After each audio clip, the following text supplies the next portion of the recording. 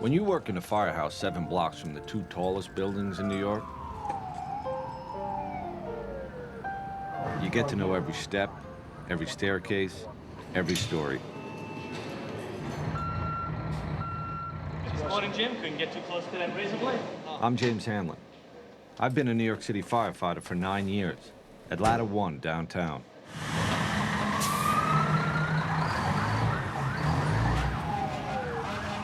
Last summer, the summer before 9/11, there were days we'd go to the Trade Center 5 times in a single shift. 10-4, we're going to also send you some help.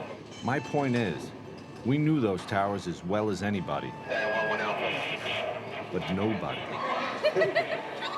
nobody expected September 11th.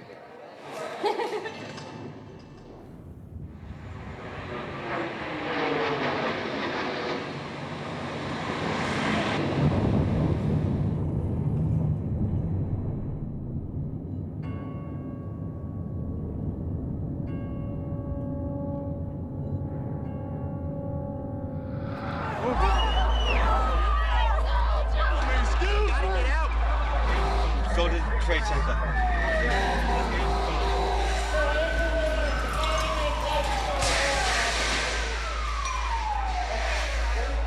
On that day, guys from my firehouse, my best friends, were some of the first firefighters into Tower 1 after the plane hit.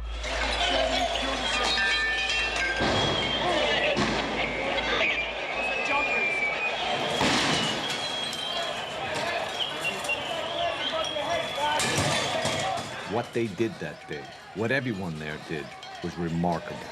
Chief! And almost as remarkable, it was captured on videotape, inside the tower, beginning to end.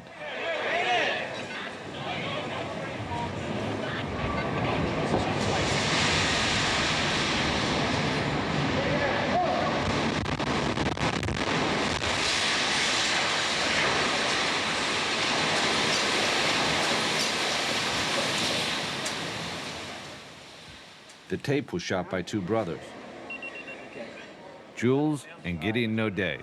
Holy shit. They're documentary filmmakers and old friends of mine. I don't know. They always say there is always a witness for history, I guess. Or that day we were chosen to be the witness. The strange thing is, the tape, the whole story, it kind of happened by accident.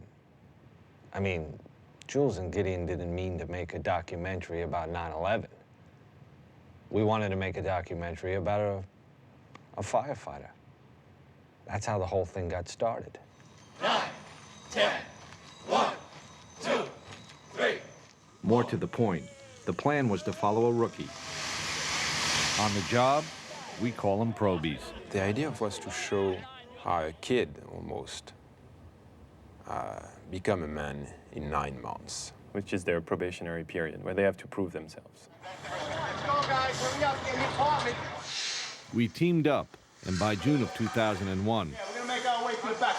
the 3 of us were out at the fire academy shooting the training. Open up. Move in. Off the ceiling. Sweep the floor. After a few weeks of learning the basics, a probie may think he knows what it takes to be a real fireman. He's in for a rude awakening. Can I have the lights, please? This is a probie. Became engulfed in fire. Another firefighter, no hood. Be prepared. Wear your gear. Go into a building. You never know what's gonna happen. The fire is starting to really roll over my head now. The force of it knocked me down, knocked my helmet off, and my hands were gone. I take 3 steps into the apartment, and the floor gave way, and we all went. And I'm trying to get my body off the ground now because I'm laying in boiling water. My right leg was paralyzed for 6 months. This job is no joke. When you get out, there's the real world. Don't be no hot dog show-off jerk. Pay attention to the senior men and do what you're told. Stay low, stay low. Toward the end of the initial training, we began looking for one out of the 99 new probies to follow. My name's Paul Denver. John Carroll. Antonios Benetatos. Tony for short. I was a police officer. For a while, I was a pizza man, actually, an Irish pizza man in the Bronx. This is my first job. It sounds kind of cheesy, but I always kind of wanted to be a hero, and this is really the only thing you could do that you can do that. Immediately, we're like, okay, this is the kid. This is the kid. Let's go. We got Tony assigned to my firehouse, one of the biggest in the city. It's Ladder 1, plus a whole other company, Engine 7. I'm so glad I took this job. Can't beat it. My wife, sometimes she gets like so frustrated at me because I'm so happy to come to work, you know? And she gets up in the morning, she's like, oh, I gotta go to work again. Meanwhile, I'm up 5:30 in the morning, and I'm like, honey, I'm going to work. You don't actually wear that. That's what it says. They are the greatest, incredible guys. D-Lover! They're guys who fought some of the worst fires you can imagine. What's up with that shirt? What's the matter? Soon, they'd face the unthinkable.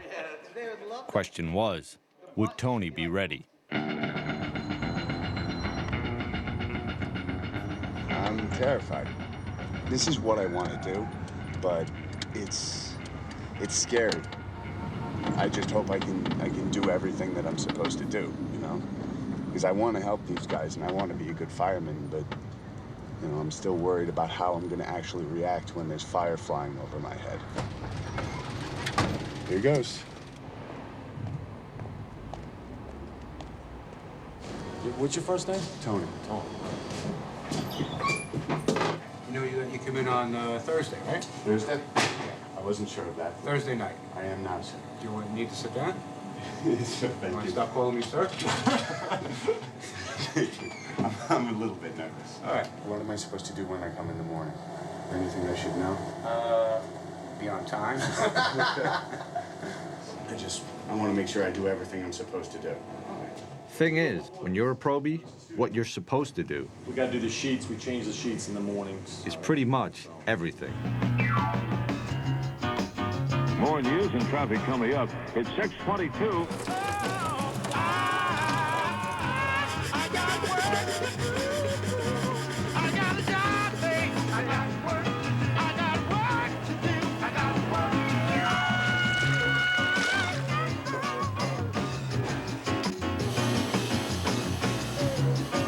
Get all the wheels, then we start up top and we wash the rig down.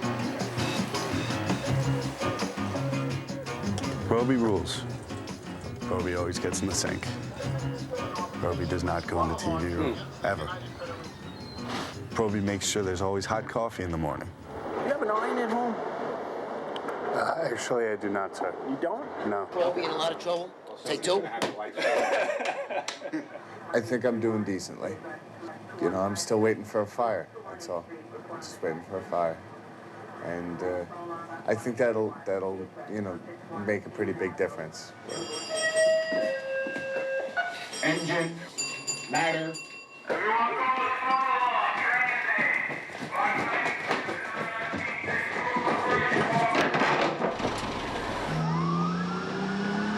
Should we grab that big long thing from the back, too?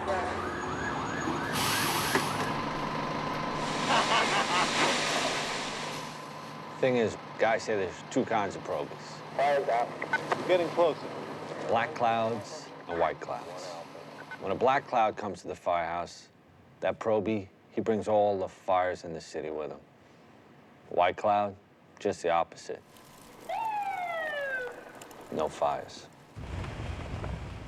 Don't get me wrong, there were fires. Just not when Tony was on duty. The kid was one very white cloud. So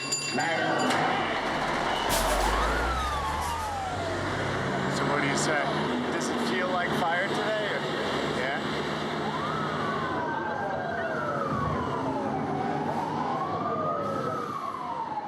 Okay, so we got a suspicious fire. Do we have any smoke condition at all?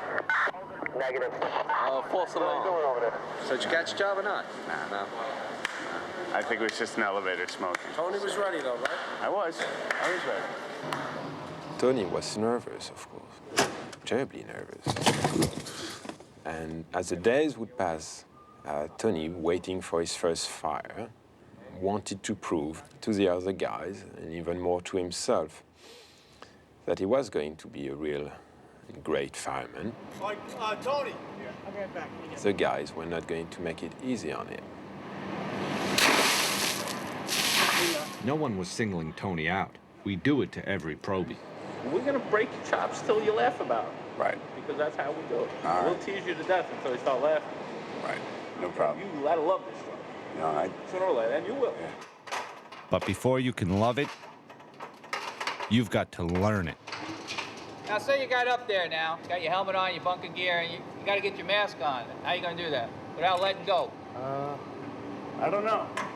When we hit, what's the best way to hit? on one knee. Hit.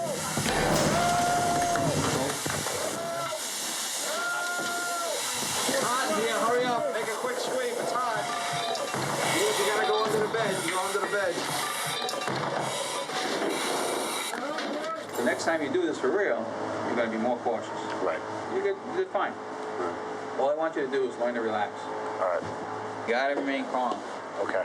So you got to control that surge. Okay. Okay? Not bad. No. Not bad. Yeah, that handwriting's getting better already. Thank you. All right. Okay. Payday today, baby. Yes. Okay, thank you.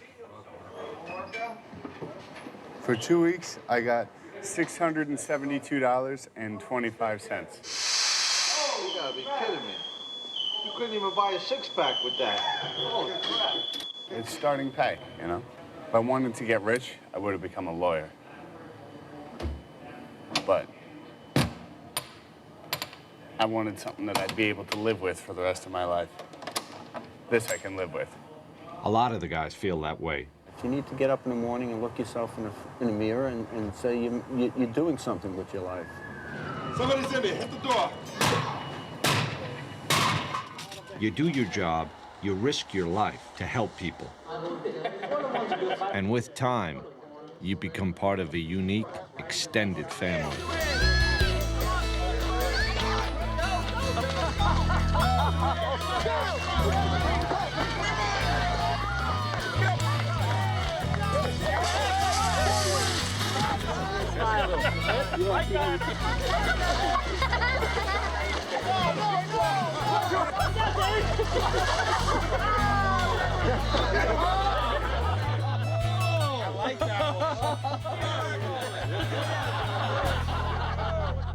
We do a lot of things with our families together. You know, you got a bunch of guys here that just, they want to be here.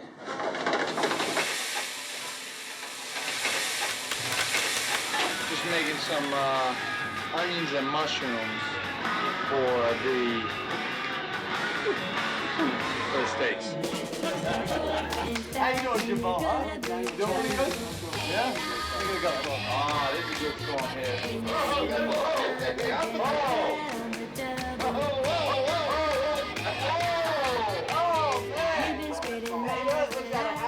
Tell me one other job where everyone sits down to dinner together every night. Sit down, Steve. You gotta be tired now. Let me help you, Steve, because I think I'm the only guy that helps you in this firehouse.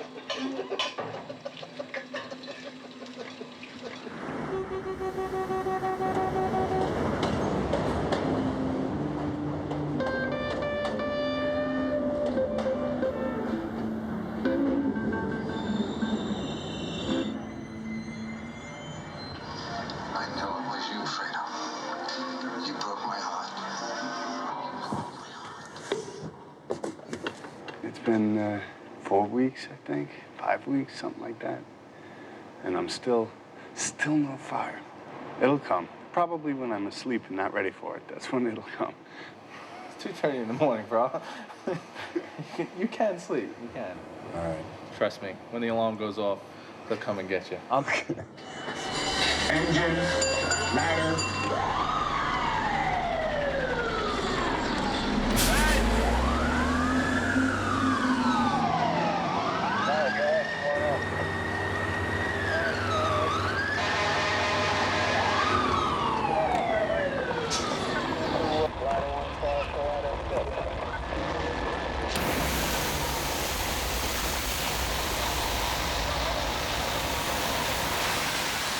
Go down, Finn! I got to spray water. You're getting closer. There you are, Tony. Look, your first fire. And it was a car fire, no less. That's all right. My first fire was a garbage can fire on West Broadway in Franklin. Listen, Tony was getting closer. Did he wave you? Yeah. But for the record, that was some flame. Look at all the smoke. It wasn't a real fire. Hey, Chief, come see his first fire. If they're all like that, it's going to be a fun 20 years. Hey, there's fire over here. Here's the fire, see? Start your line, put out the stakes. By the end of August, we knew that we had a great cooking show, and there were no fires. Waiting for a job, that was a very big concern. But every time we would talk with some of the senior guys, they always told us, well, be careful what you wish for.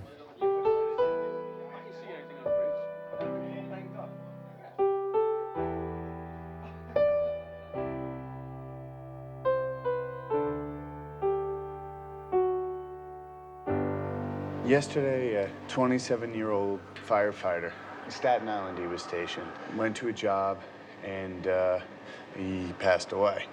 This guy left behind a 2-year-old son and a baby on the way. You know, this dude was just expecting to go home and see his girlfriend after the tour that day, you know. And, well, we'll go to the funeral on Saturday, and what can you say?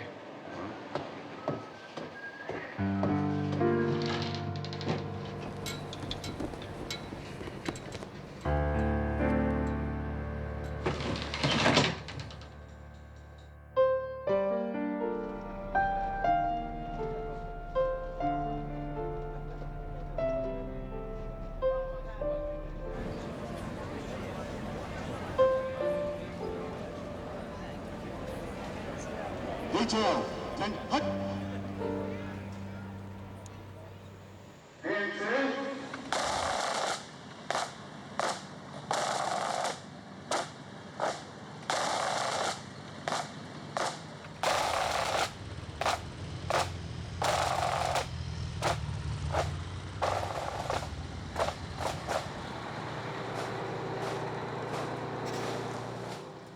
I look back to last summer, and it doesn't just seem like a different time. It seems like a different world. At the time, we didn't think there could be anything worse than losing a single firefighter. I mean, looking back, we were kind of innocent, especially Tony. A bunch of the guys were talking about what different parts usually get them at the funeral. When the coffin went past, that was a little rough.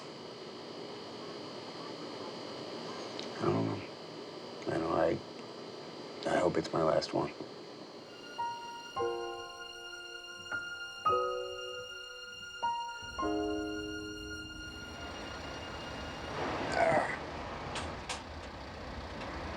So go straight up right now.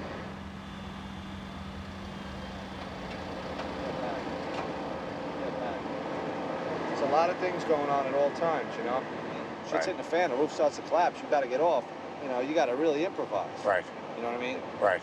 Basically, you have to be on the top of your game. Right. You're not the OV. You're on the top of your game. This is not a joke, this job. You know? Right. There's a lot of things to think about, you know? And tunnel vision, focus, really, because that's what's gonna keep you alive, and that's what's gonna give you the opportunity to help anybody else. Right. Right. You ready to go down? Fire or no fire, Tony had learned a lot that summer. Get him over the roof, make sure he gets down. Sure, he had a ways to go, but we'd teach him. Far as we knew, there was plenty of time. A few days later, Jules cooked a French dinner for the guys. At least he tried to. Decided to cook leg of lamb, which I told him for a long time was one of my specialties. I think he cooked one, and We really needed at least 5. Where's Frenchie? A couple more meals like this, we'll be able to share shirts. All right, I got a small piece, so what? Not my mistake. We stayed up late, just telling jokes and busting chops. This is it. That's all that's left. This is the best part of the meat. Even though the guys were making fun of us because we didn't cook enough, we were all having a great time. We're getting accepted. Touchdown! Oh, you were just shaking it in the head. I don't know. We all joked all night long. It was really a great night. Little did we know. It was the night of September 10th.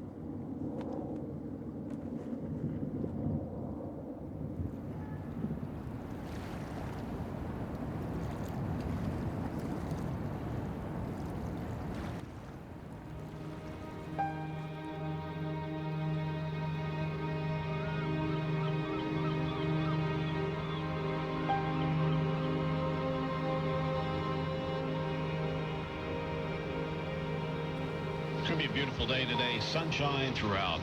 Low humidity. Really a splendid September day. The afternoon temperature about 80 degrees. Great weather for the primary election. Tonight, clear and cool, low 60 at Midtown. It's begun to sound like some sort of a cliche. But really, September 11th started out like every other day. Well, currently winds out of the northwest 6 miles per hour. Relative humidity 70%. 66 in Newark, 64 degrees in Bridgeport, 67 in Midtown, and heading for 80. 8 o'clock in the morning, Don't throw the fat away. the day guys were just coming in. I was off that day. 13 guys from my firehouse were on. Oh, what happened? Around 8:30. Matter. I believe the run came in. Get the run for the gas leak, or an odor of gas in the street, actually, I think it was. It's just Lispinard and Church, odor of gas. And we responded. Arrived in minutes. You know, I don't think anything of it. You get on the rig, you go, you say, all right, it's an odor of gas. Jules was riding with the battalion chief, Joseph Pfeiffer, videotaping. It was just another call. I'm riding with the battalion chief. It was basically camera practice. See, Jules had only been shooting for a few weeks. Before that, Gideon was the main cameraman. Every time the battalion goes, I go. You know, I just need to practice, so I shoot.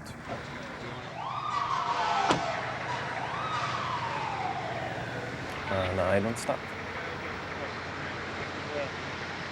You want to just check the water gas pop over here?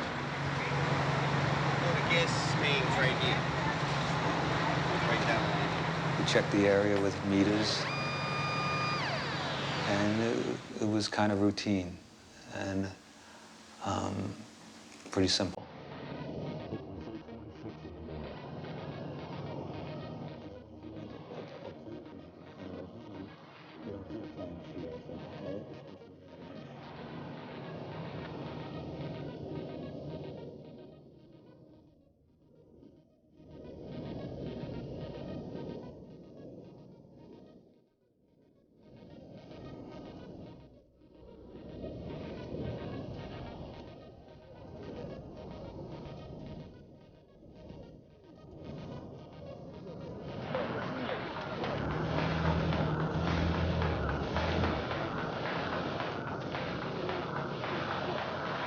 Right then and there, I knew that this was going to be the worst day of my life as a firefighter. Immediately, I knew this wasn't an accident. What am I doing on this? Go to the trade center. We knew, this was going to be something unusual, something tough, but it would be something we could handle or at least deal with. Oh my God. That looked like a direct attack.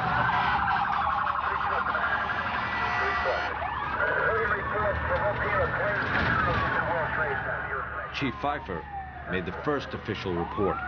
Battalion once we had it. We have a number of floors on fire. It looked like the plane was aiming towards the building.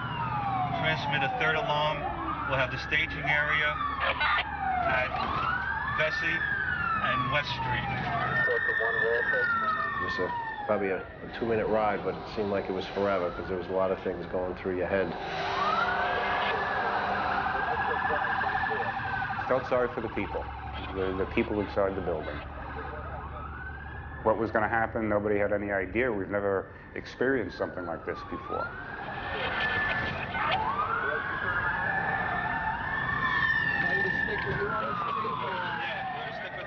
Everyone we was passing was looking up. It's like the world just stopped. We are just currently getting a look at the World Trade Center. We have something that has happened here, flame and an awful lot of smoke from one of the towers. Whatever has occurred has just occurred within minutes, and we are trying to determine exactly what As we swung around in front of World Trade, my mind tells me, wow, this is bad. What do we do? Like, what do we do for this?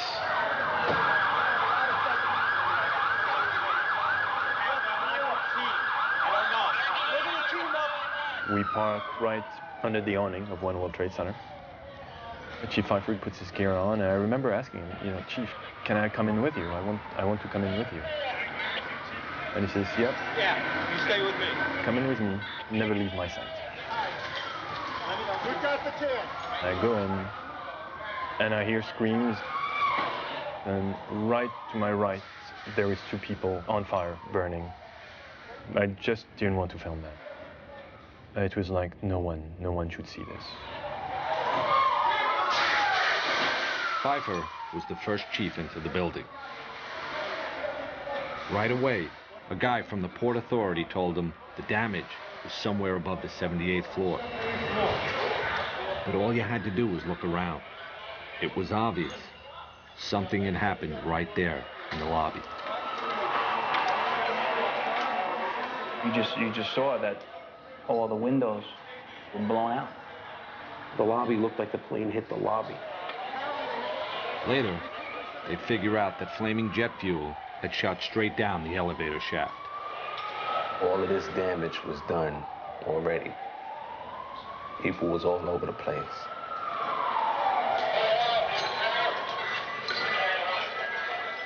So you knew it was going to be worse when we got upstairs. Flames are shooting out. Smoke is pouring out. I want you to get an engine and team up. Get an offside line. Talk to 7. Okay, I want you to go putting higher than 70. What's going on? 78. My main concern was we had 20 floors of people above. And we had to figure out a way to get them out.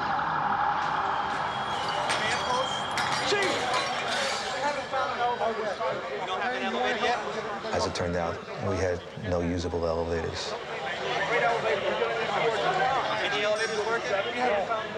With the elevators out, there was only one way to get up there. Walk.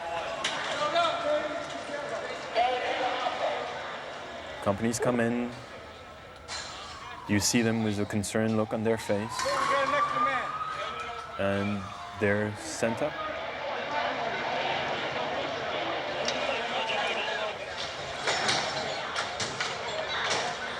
A firefighter in full gear, carrying 60-something pounds of hose and equipment.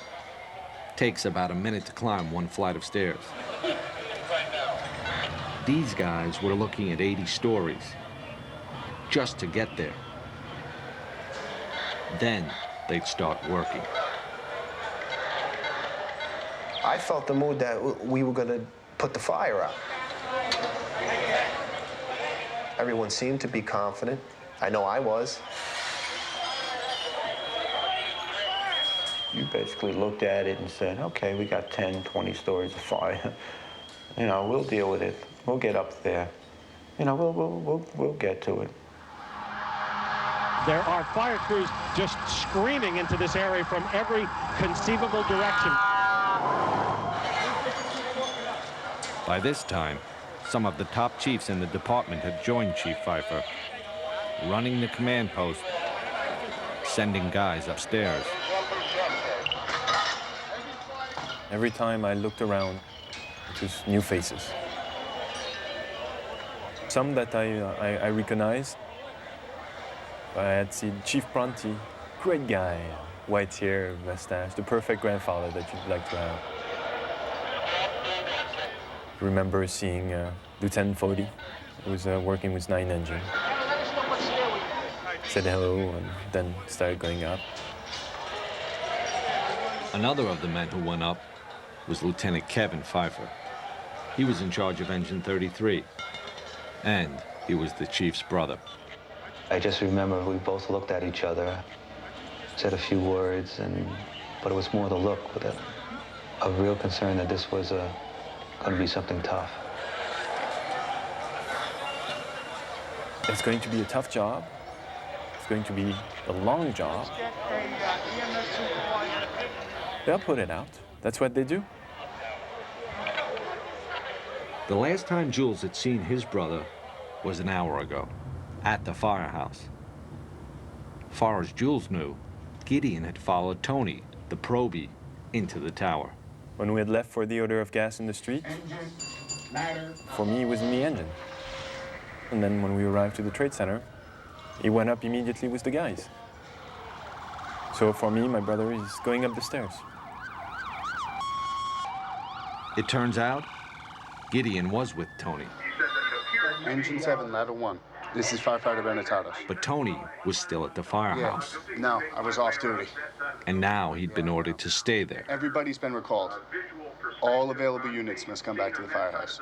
While Tony tried to keep up with the phones, this is firefighter Benetados. Gideon took his camera and started walking down towards the trade center. He was sure his brother was inside, and he wanted to get to him. I remember slowly walking down to the World Trade Center. What really sticks in my mind is passing by the people and filming them and filming their astonishment. And the eyes saying, this is not happening.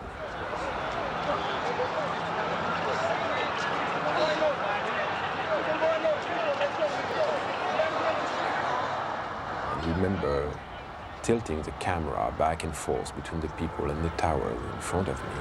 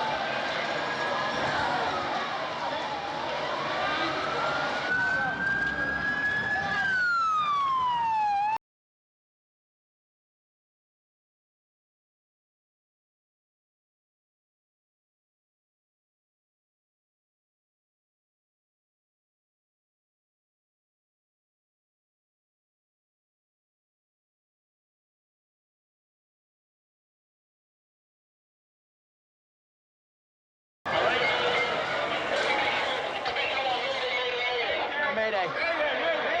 There were 2 planes. I saw the second one hit. It hit the other tower.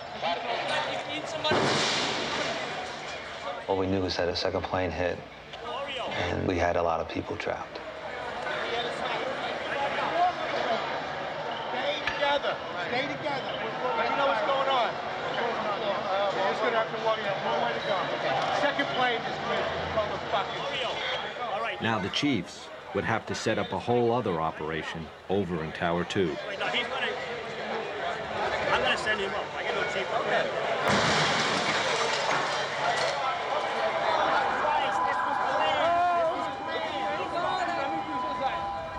When the second plane hit, that's when you could see fear.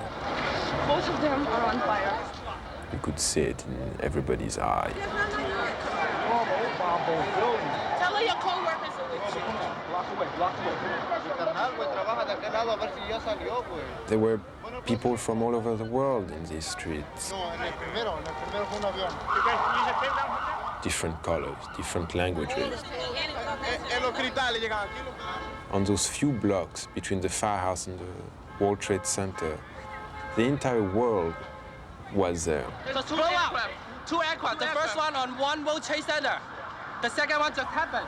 And they were all looking at the same thing and talking about the same thing and reacting the same way. You saw a plane going? A plane went straight into the building, right there into the side. Plane? Yes, how big is the plane? Yeah. That was a direct hit. A huge one. There were two planes? Yeah. There's two, one in each building. Yeah, I saw the last one. We heard boom in the whole field. What are those people gonna do? On the second one? All the elevators are blocked out. Yeah. Well, the staircases must still be, right?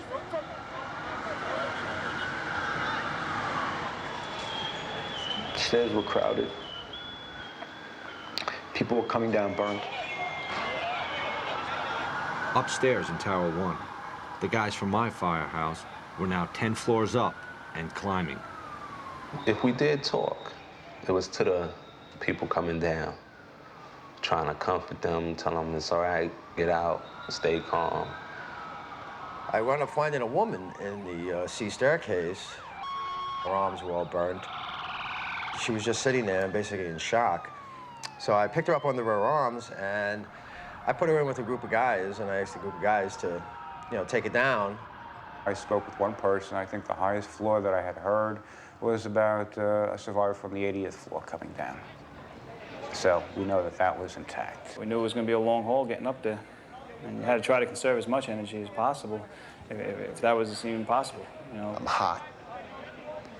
I could feel the blood in my neck pumping. I could feel my whole, my whole heart, my whole system is really working. I knew we had to get up to help people. We had to get up there. I knew we'd get there, but it was just going to take a while. You're talking about thousands of casualties and thousands of potential casualties. They was pretty much saying, God bless you, can't believe y'all going up and we're coming down. People, they pretty much said, why are y'all going up there? Get out.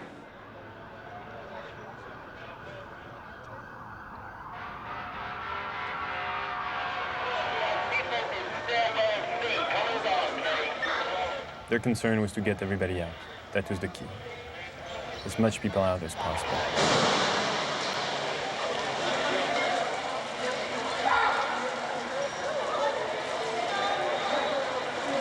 Most of the people in Tower 1 came out on the mezzanine above the lobby. Then they'd get out through another building. All right, I want to use the lobby of 7 as a triage. The chiefs didn't want anyone going through the lobby doors. First, it was because debris was falling outside. Then, it was people falling. You don't see it, but you know where it is. What's that? And you know that every time you hear that crashing sound, it's a life which is extinguished. It's not something you could get used to. And the sound was so loud.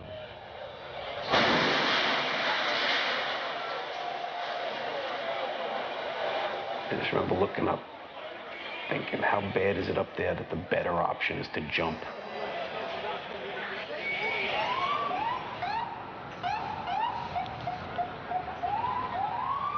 Let's go, get off the corners, let's go!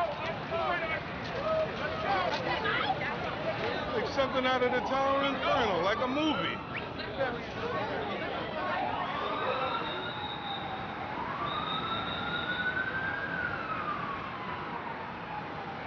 Wins first time, 9/12, a major disaster in New York City this morning. Breaking news now on 10-10 Win. Well, we now have some insight as to what's going on here. The FBI is now investigating reports of a plane hijacking before these crashes we're telling you about at the World Trade Center towers this morning. Rescue crews are making their way to the scene, and all of this unfolding in one of the busiest places in the world, downtown Manhattan. Again, both towers hit by aircraft. Again, 2 planes involved in 2 crashes.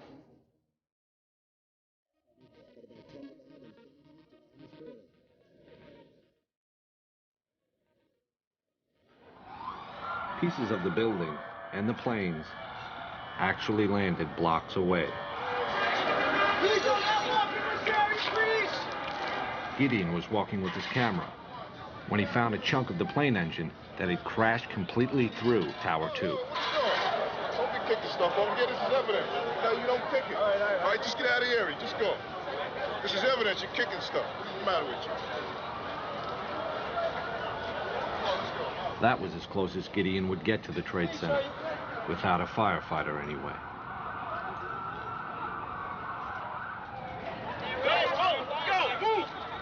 So I decided that the smartest thing to do was to slowly walk back to the firehouse and find a way to go to Jules. We're just getting word now. One of the two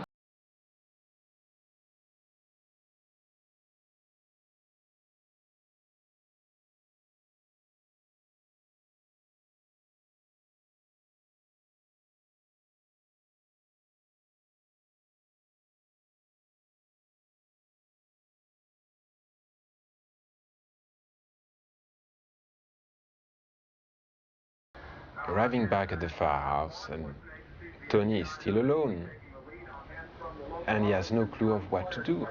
The Pentagon's on fucking fire? War. This is war. And just by listening to him, freaking out and swearing and behaving like I've never seen him behaving, Tony was expressing what we all felt. At that point, I saw the fireman in him taking over. I can't believe the fucking Pentagon. Somebody has balls. I mean, a few times he was just pulling his gear and about to rush to the door, realizing that he was the only one in charge of this empty firehouse, and going back to the house watch and looking again at those pictures on TV, and just to make sure that it was real. We have these two enormous explosions at the World Trade Center here Tony in New York. just wanted to go there.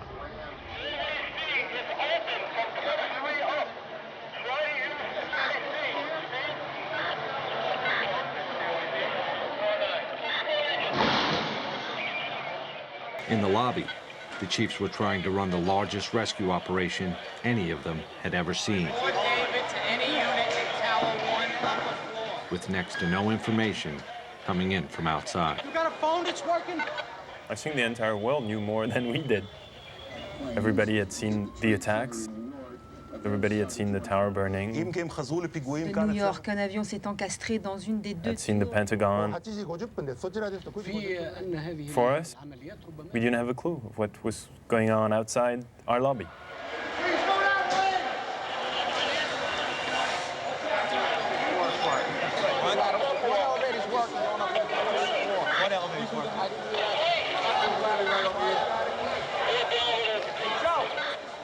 Just like a beehive, that place. Everybody's working on the phone, everybody's working on the radio. Everybody's getting information, sending guys up, getting reports. And just trying to get this thing under control.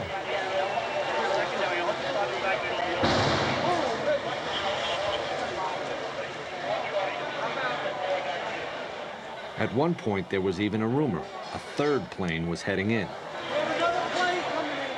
You got to remember, at that moment, anything seemed possible. Other than NYPD, Port Authority, police, and the military. And I need that done now.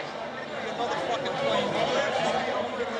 Strategy to get as many people out of the fucking building, let it burn up.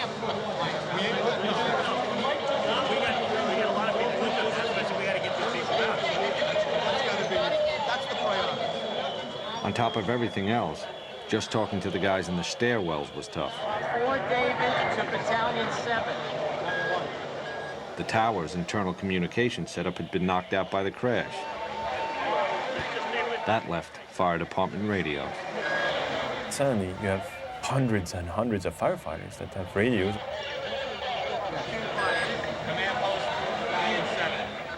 Seems to become more and more difficult. Command post, Battalion 7. at the base. Please provide me again with your location. Is there anyone in this car? Is there anyone in this car? You had one guy from the WTC who was trying frantically to reach anyone on the elevators. 69 car. Anyone in this car? Oh, is there anyone in this car? And going through the list, Hello, is there anyone in this car? and there's about 98 elevators in the World Trade Center. Is there any kind of recall capability provided by... Can't speak. We'll try and evaluate which ones are good and which aren't. In the middle of all this, suddenly an elevator opens up. And you see people not having a clue of what's going on, because they've been stuck in there since the first plane hit.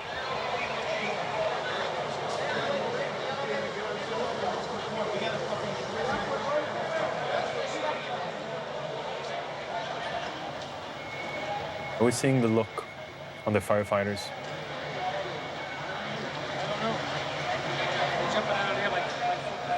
It was not fear, it was what's going on.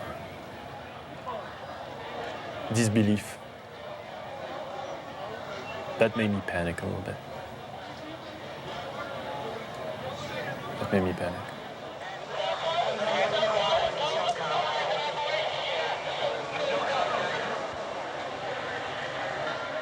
It was the first time I had seen Father Judge, the chaplain, as he's called.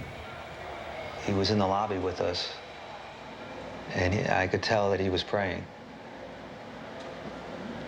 You know, Father Judd, he would at least make eye contact with you and kind of give you a reassuring look. That wasn't occurring, almost like he knew that this was not good.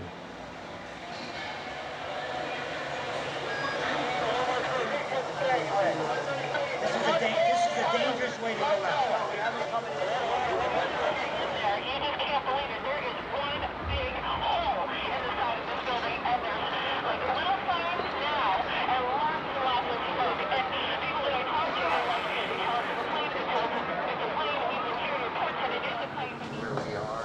Back at the firehouse, What's up?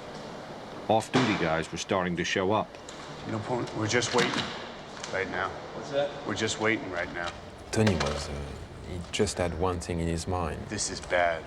To go there, and he couldn't. 2 fifth alarms right away. And you know the fucking Pentagon is burning now. What? The Pentagon's burning. I want everybody to stay here and they're going to deploy us as needed. Right now they got enough guys down there. They want us in case anything else breaks out.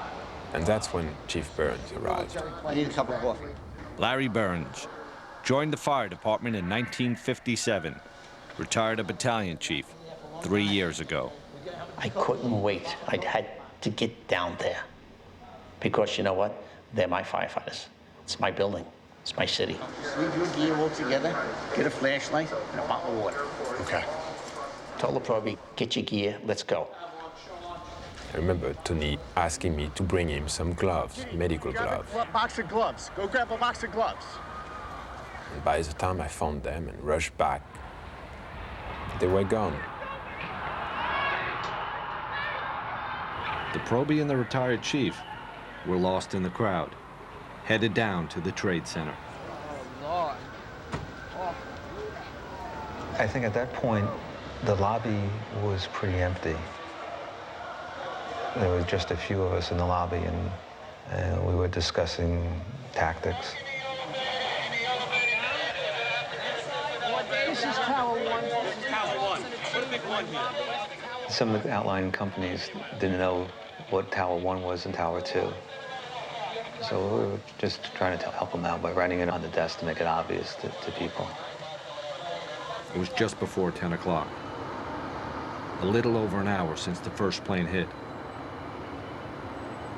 Firefighters from all over the city were inside those towers, hundreds of them.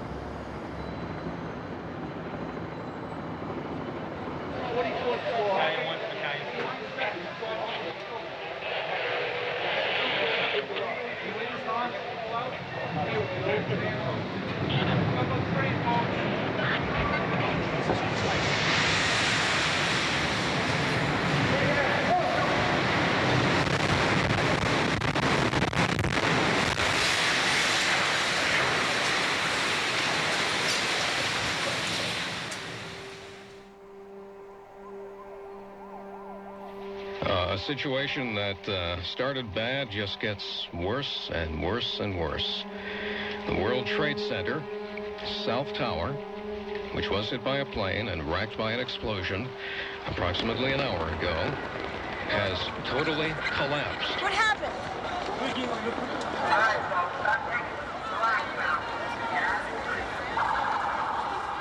If you're just joining us this morning, you're in for a horrific surprise. The scene here is just one right out of one of the movies you would see in Hollywood. People walking around with cell phones and tears, holding their heads, looking up at what's left of the World Trade Center, and just shaking their heads in disbelief. Out on the street, everyone knew what just happened. The South Tower was gone. They saw it collapse and ran.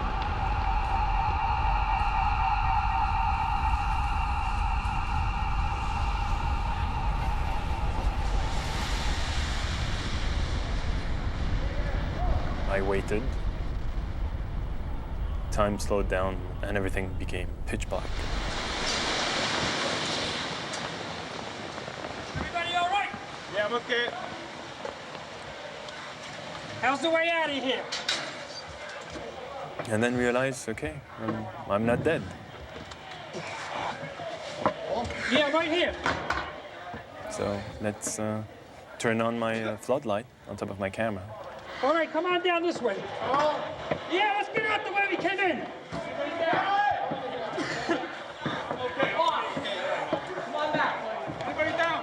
Inside the Trade Center, all Jules and Chief Pfeiffer knew, all anyone knew, was that something had gone terribly wrong. They asked me, you with the light, help us out. We gotta get everybody out. It was pointing my light wherever they needed. Where's Chief Cowan? Right here. Where's Chief Cowan?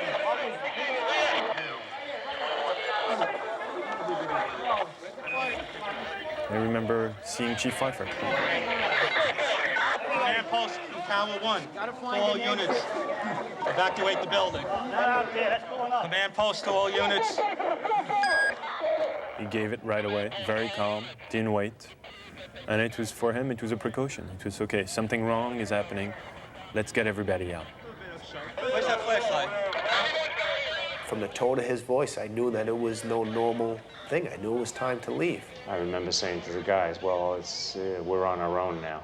And for the first time, I looked in someone else's eyes and saw fear,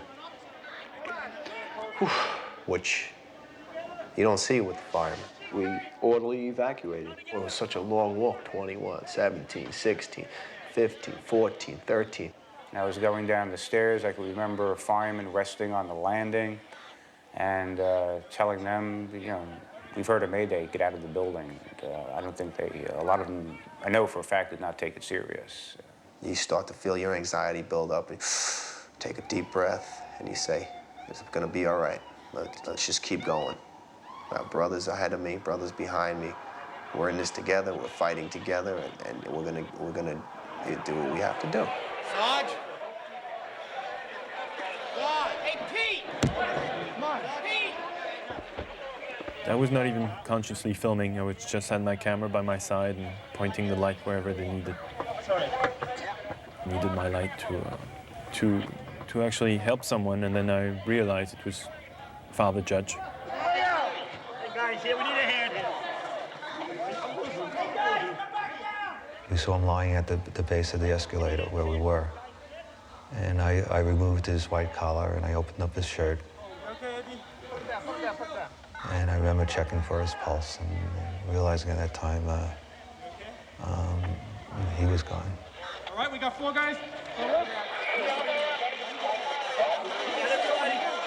I'm here. Where's Chief Hayden? It's up the escalator right here. Come on. Up the right here. Come on. Let's go. Top of the escalator. Top of the escalator? Top of the escalator.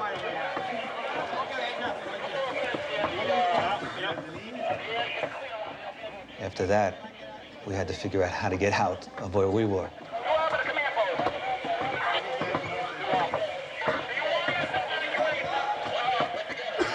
Because if you go out this way, right where we are now, people are still jumping,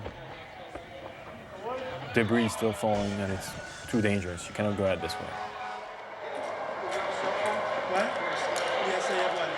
From World Trade Center, we took a hit on that last explosion. Command post is being evacuated at this time.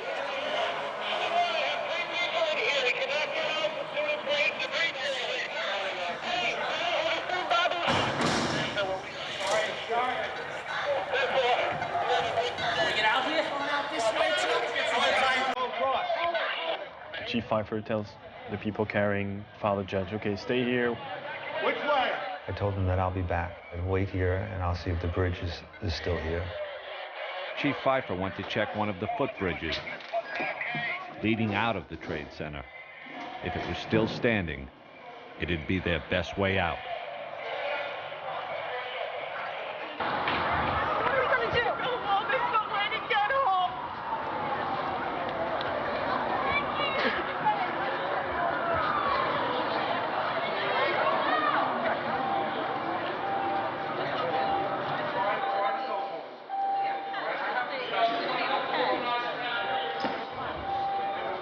Did you hear what happened with the other tower? You see the tower collapse? The top or the whole thing? It looked like the whole thing, and now what they said was the FBI just came here and they said that a third plane is what did it. Another plane did it. We'll head down together.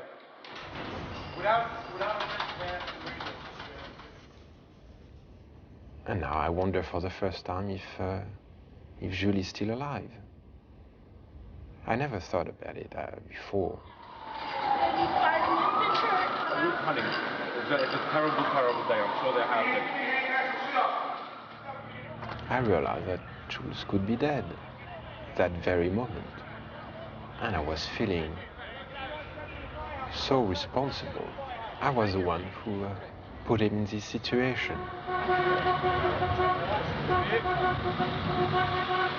I had to find Jules. Gideon hitched a ride with 3 off-duty firemen, determined to get to the Trade Center the only way they could, in a pickup truck.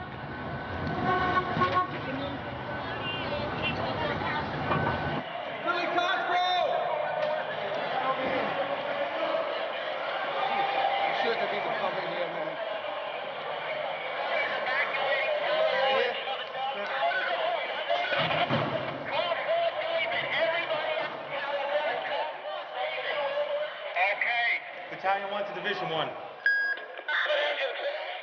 We walk and we walk and we walk. And there are maydays being given, and we start to figure out, okay, it's going to be worse than we think, because you cannot have that many maydays and all that dust and that noise.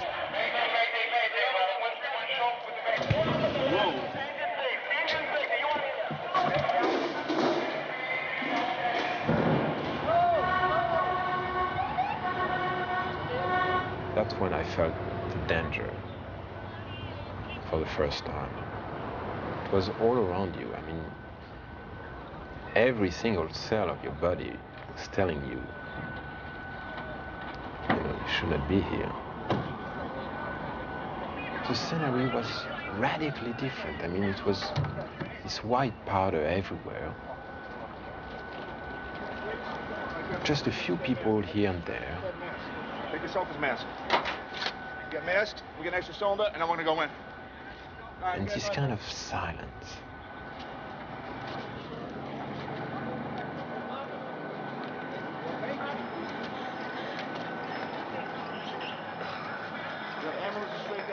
Of course, there's no word on casualties.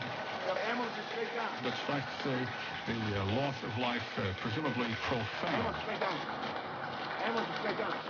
At this point, everyone's concern is just getting north, getting away from the World Trade Center, as well as finding out where their families are. The South Tower of the World Trade Center just minutes ago collapsed to the ground. Only one tower is standing at this point. And a direct line of sight to what is left.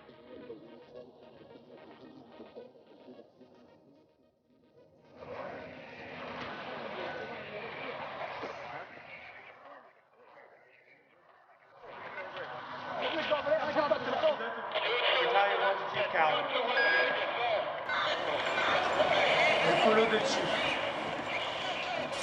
By this time, Chief Pfeiffer had found a safe exit and tried to radio the men in the lobby. No answer. So we walked across the bridge back towards the Trade Center. Still trying to call on the radio and not getting through.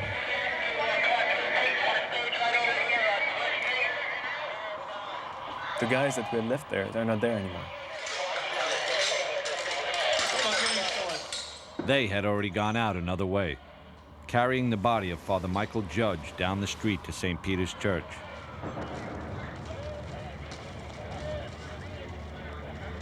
They laid his body on the altar.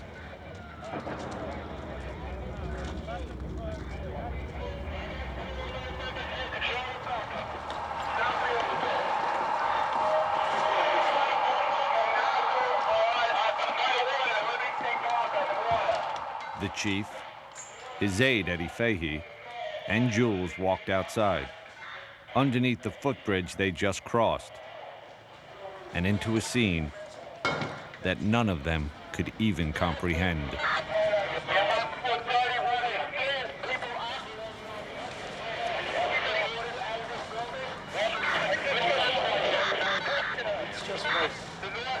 And there's debris everywhere. There's dust covering the entire place.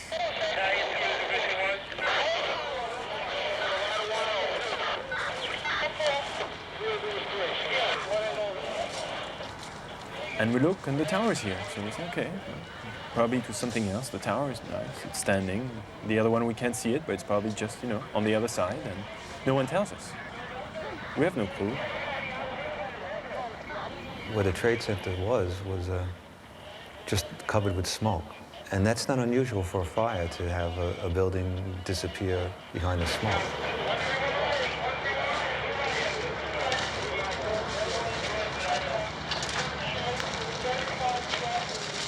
And then was it just a sense that this wasn't a good place to stay. So we walk north.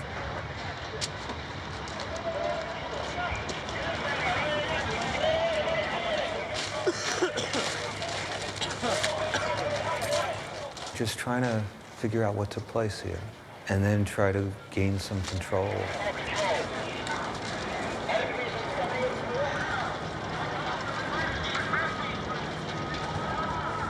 So we started to rebuild some sort of structure.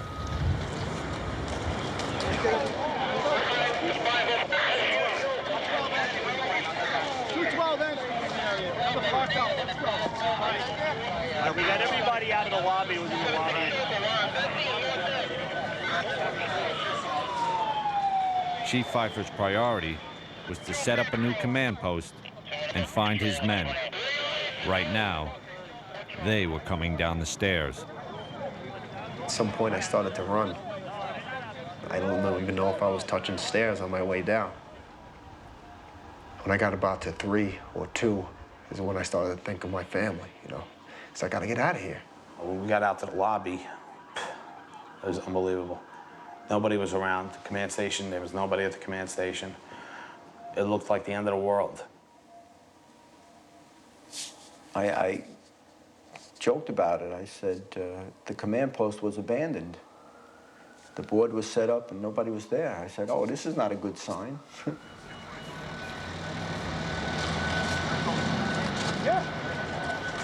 I knew there was nothing I could really do. I mean, I was not a fireman. I had absolutely no medical expertise at all. As just a civilian. But as a cameraman, yeah, there was something I could do. And it was to document what was happening. So the cameraman took over and just filmed.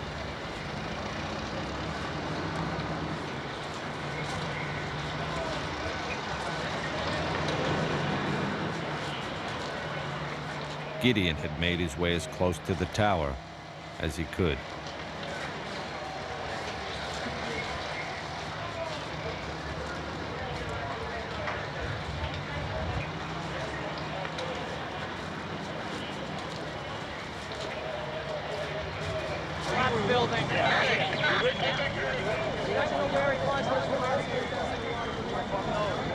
strange enough, the only thing that was my preoccupation was to clean my lens.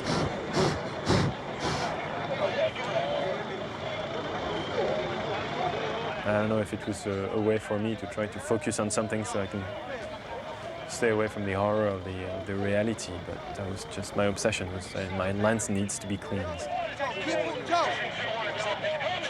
Jules was with Chief Pfeiffer, who was plotting his next move. The firefighters from my house had reached the lobby and scattered. You know, kind of walking at this point. We knew we were out of the building, felt we were safe. Unfortunately, there were people jumping out of windows. You could see them hitting the ground all around you, debris hitting the ground. I thought we was going to get out the building, the chiefs will meet up, then we come up with a plan, and then we go back in. That's what I thought it would be something like. Just before I walked out, a fireman out in the middle of the street was yelling at me, wait, wait, throwing up his hands. And that time I waited, and there was a big thud, and then another thud, and there was two people who had fallen or jumped from way high up. Get yourself accounted for with Chief Goring down at staging. Let's move. Come on, officers. Basically, everybody was standing right in the shadow of Tower 1. It was 10:28 in the morning. And then comes that sound again.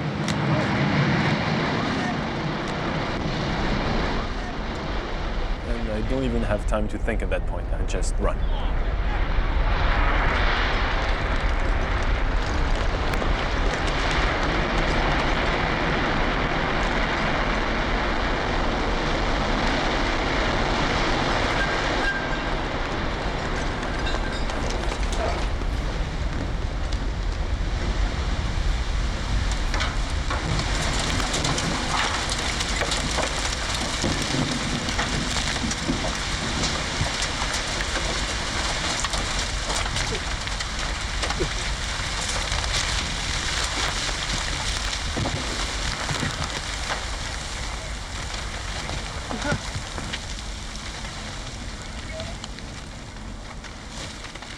And it's dead silence. There's nothing. No radio calls, no sound, nothing.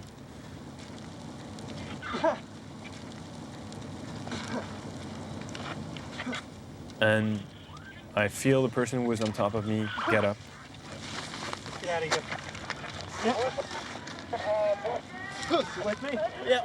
And I recognize it's Chief Pfeiffer's voice. And I just realized it's just, you know, it jumped on top of me to protect me from all this.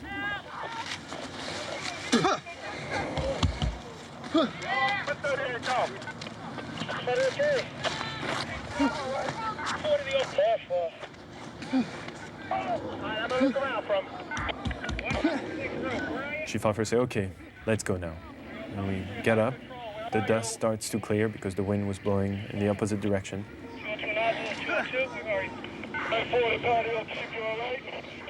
After that, it was just trying to literally walk around the block and regroup and walk back to the scene and see what we could do.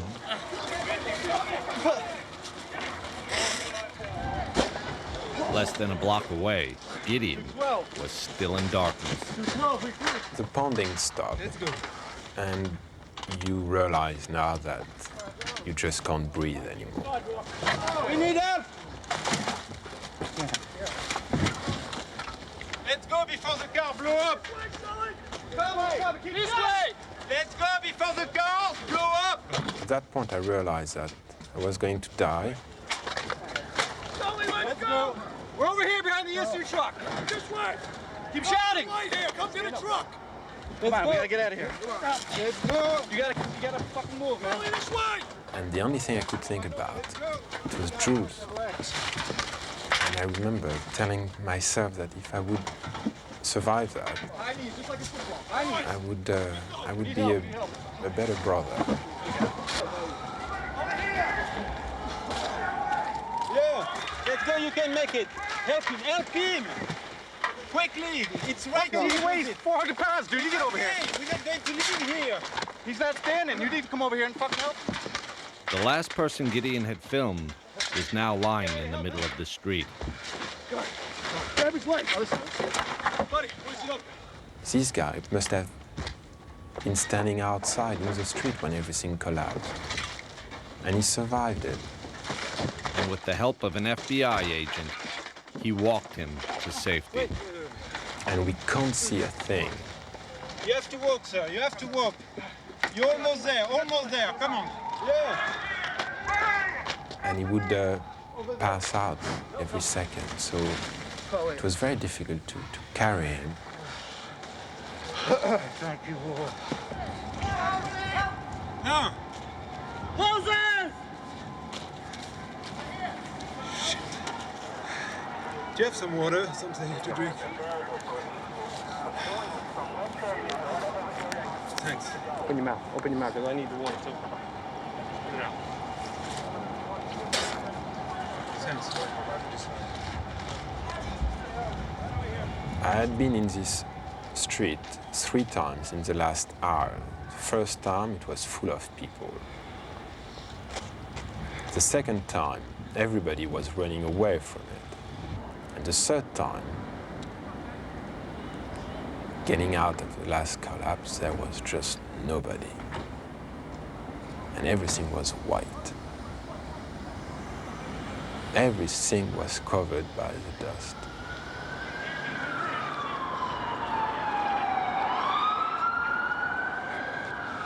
Holy shit.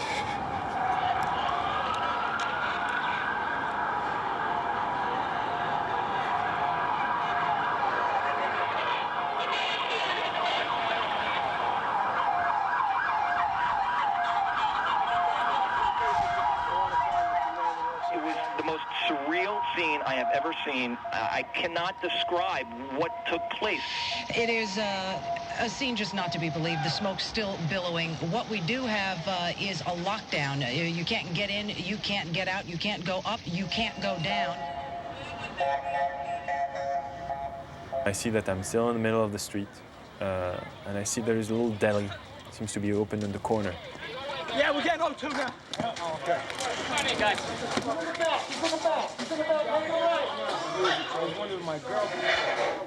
A lot of people injured. Firefighters, bloody nose, things like that.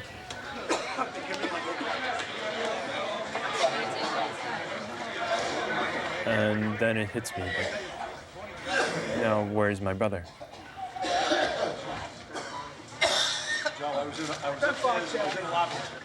Go back here.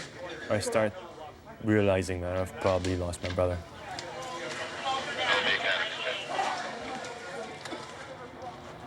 So I try to go back to the World Trade Center. I need to go find my brother. Where are the guys? I have no idea. I was with Chief Pfeiffer. And I'm in the middle of the street walking, and a cop approached me and says, you know, who are you with? I'm with the chief of with Battalion 1. Oh, you're Battalion 1? Yeah. You got ID? I don't have ID. I have my letter of, from the commissioner. Take your letter and your camera and get out of here. All right? Go. So I go back up, walk north, not really knowing where I'm going. Police department? No, they're making a documentary on the fire department. Come on, this ain't fucking Disneyland. Let's go.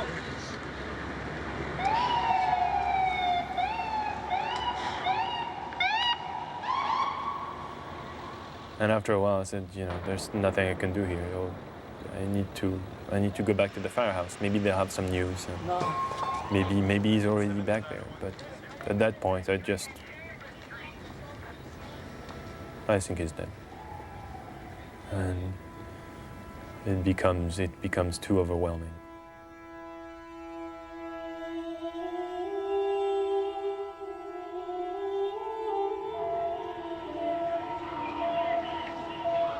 Walking back to the firehouse and not trying to think for 1 second about troops. That was too much.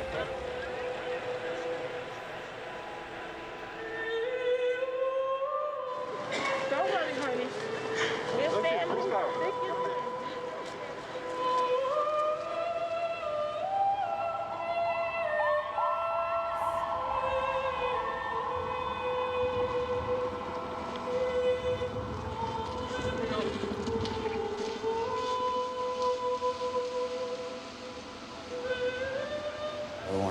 asking me, what happened, what happened? I said, hell. Hell is what happened.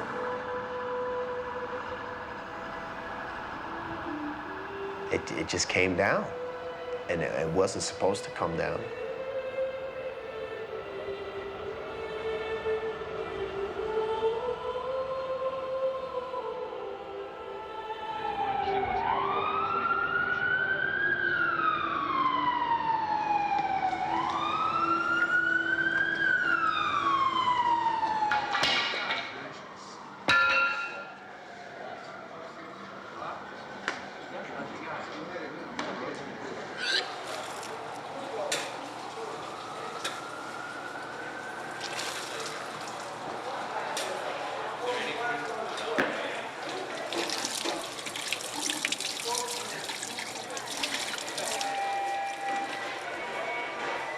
Came back to the firehouse. Very emotional. A lot of guys are crying. I'm crying.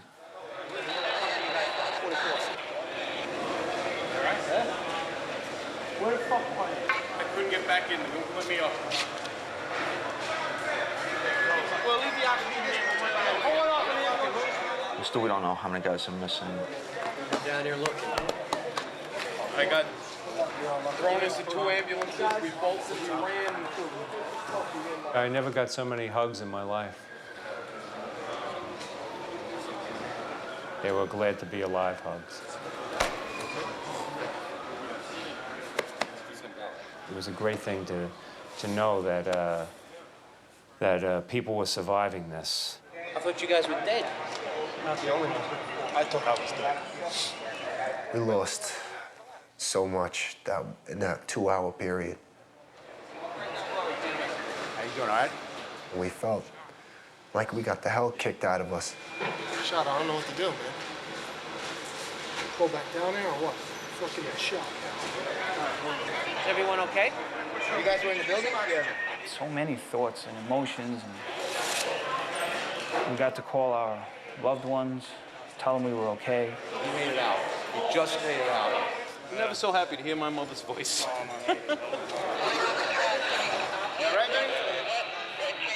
Little to little, the guys started to come back, one by one. Again, the cameraman would just film. And it was just like, you heard the ground rumble, and it was just fucking debris was just chasing you. We were running, hauling ass.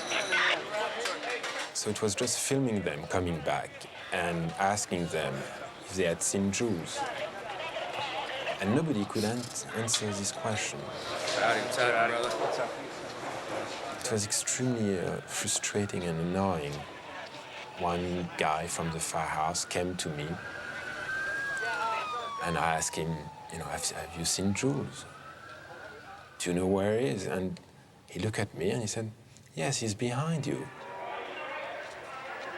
I turned over and Jules was there in the firehouse. I didn't even see him coming in.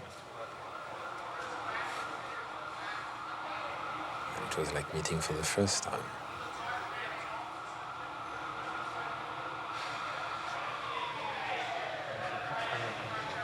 Quoi? Écoutez-moi, moi j'étais en vie, je savais pas si tu étais dans le camion. I asked Jules if he's all right. He tells me yes. He tells me that he was all that time in the lobby.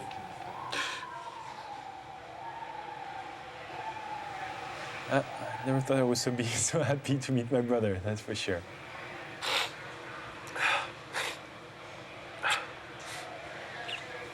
Cry like babies for about 10 minutes.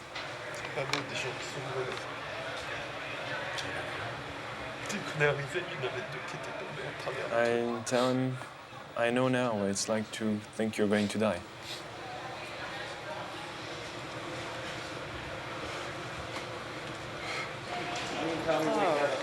man. We're worried about you. You don't know what happened to you guys. Oh, God. Everybody's all right? Everybody's accounted for? Right here. You got everybody? Right here. Everybody's accounted for? You all right? What's up, Patty? I can't believe we all made it out. How did we make it out of that building? 30 seconds, another 2 flights higher. Why am I alive? So many others are dead.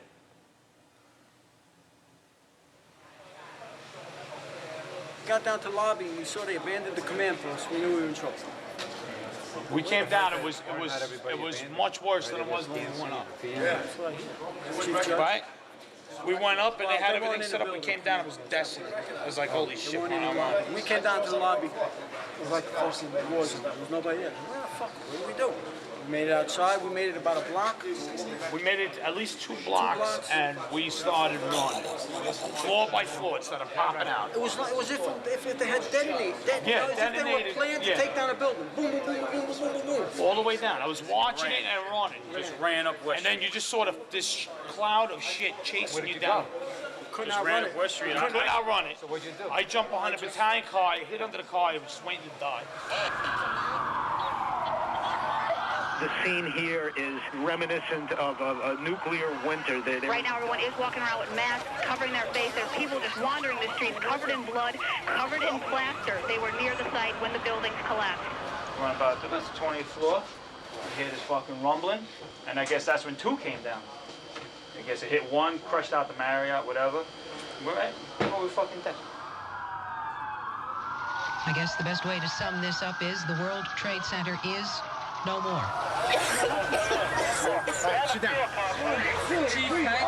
The loss of life, one can only imagine, is just enormous. It must be incomprehensible at this point. They have a fireman's body in house on the floor. They dragged him in, but they can't identify him because the shirt where his name is ripped and it's only half a body. The building started shaking. I started running, and then by the time I got to the bottom, there was bodies hitting the ground. Chaplain, we carried out the chaplain. He was dead. It exploded, and they all just blew us all in. The fire department chaplain? Yeah, whole guy. He had no pulse, nothing.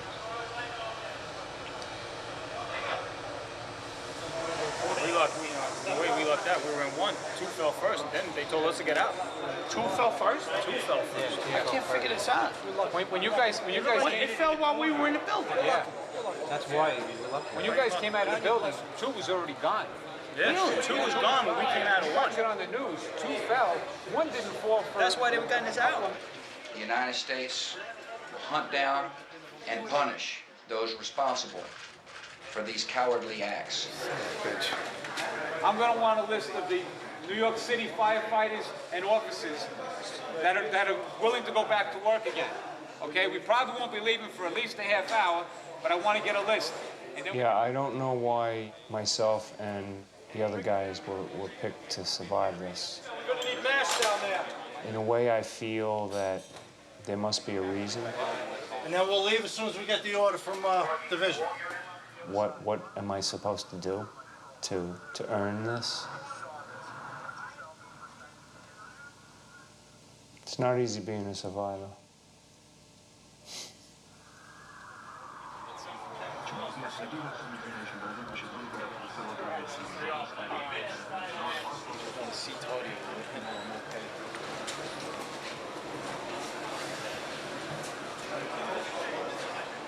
Put your head back now, gently.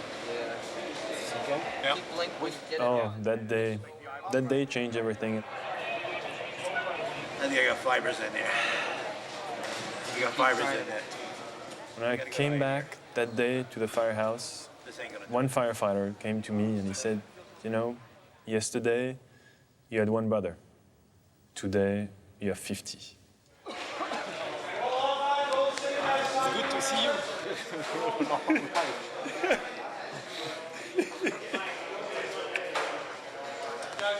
It's hard to even describe the emotions in the firehouse that day. On one hand, you celebrate. Very frightful day, man. Very happy Glad to be here.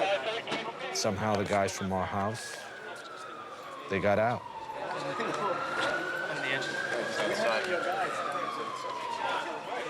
Everybody come back one by one at the firehouse, except one. Did you see Tony over there, Benetados? Tony. Benetados is the only one that... Here we were, all accounted for, except for Tony. Everybody was wondering about Tony. At the same time, we knew hundreds of firefighters, thousands of people had to have died in those towers. And every hour that passed, we were more certain Tony Benetados was one of them. Hey guys, Deputy Chief Hill called. 1st Division, he doesn't want anybody else down here right now. They got 1 million guys that are standing around doing nothing. So it's a direct order from Hill.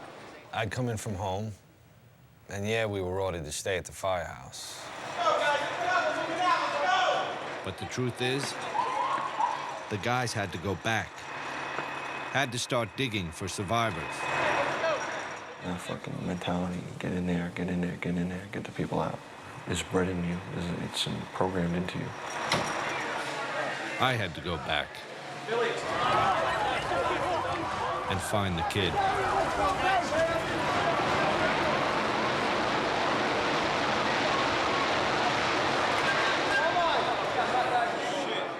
It's gone, man. 7 came down. I got down there just as 7 World Trade finally collapsed. Hey, Rick, they've been going live with you the whole... No sign of Tony anywhere. It had to be almost 6 o'clock, 9 hours after everything started, that Tony just walked in. I watched him like a daze. They were all like, hey, it's Benetados, you're all right. What's wrong with your hand, anything? No. No? Yeah. You all right? Yeah. Chill out. How you doing? You okay? Yeah, I'm all right. What happened on your end? I was in the building. Were you? Is everyone from the house? Everyone? Everybody accounted for. Sit down over there, grab some benches. You want something to drink? Want something to eat? How you doing, Tony? Some fruit, nice vitamin C there for you. All right? So everyone's accounted for? What do you want here? Everyone who was out at the box? He was the last one. You motherfuckers, man. I was so sure you dudes were dead. I'm fucking digging through shit. And you fuckers are chilling here eating oranges? And I'm roaming around looking for you. The last one that went out there came back, and we were all okay. I left here right after the first collapse. Turns out, Tony had been with Larry Burns the whole time, the probie and the retired chief. They were right there when Tower 1 came down.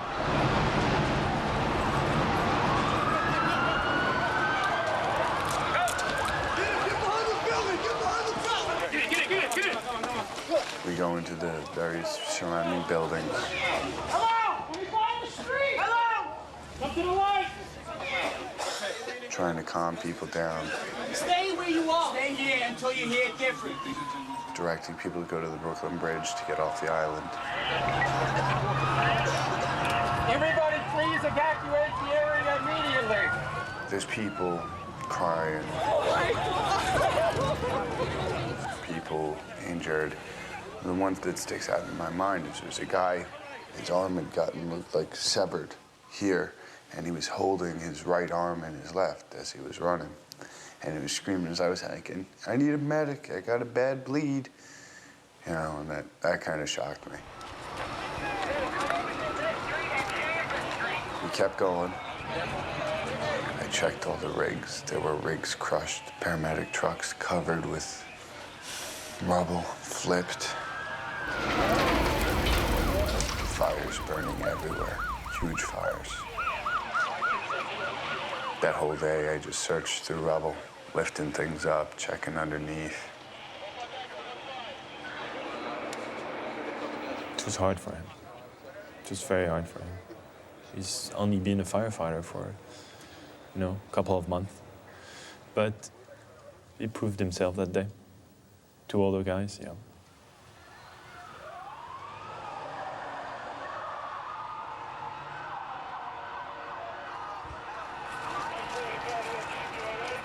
There was so much that we didn't know about that first day. Who had attacked us, how, why. All we knew is that nothing would ever be the same. I must have saw about 7 or 8 bodies flying through the air, coming from 80 floors up. And then, of course, the images of the replay that never stops of the planes hitting, the towers coming down. And it was like, okay, enough TV. Thankfully, the power went out about that time, so it was a relief. This generator maybe in the courtyard, and then we'll hook the lights into it. I got 2 more sets of lights coming. The entire downtown Manhattan lose power. It was really this feeling that we're going to be there for a long time.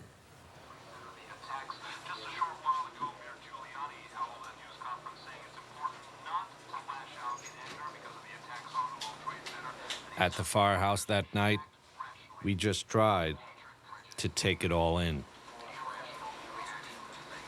It's weird, like, look at the date. 911. That's the date. But that's just it, the whole thing. They know we're all ready for New Year's Eve. We're all ready for this. We're all ready for that. We're not ready for September 11th. Has anybody seen the news? What else happened? Oh, yeah. You know what? I'm afraid to watch the news. But both towers are completely level. Both towers, 3 buildings are fucking. I think they disconnected completely fucking gone. 4, 5, 6, 7 is gone. They're all gone. The roof of the Marriott, we were on the roof of the Marriott. There was parts all over the fucking place. Legs, feet. It was nasty.